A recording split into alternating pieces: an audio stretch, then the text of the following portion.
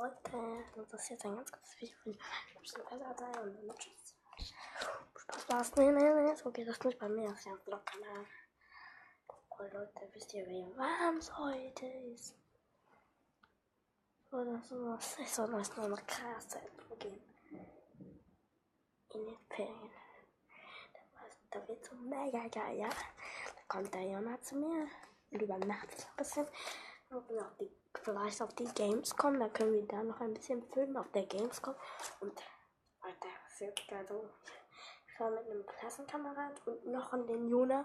Wir fahren alle drei nach Italien. Da kann ich da noch ein bisschen filmen, das wird auch voll cool. Und ja.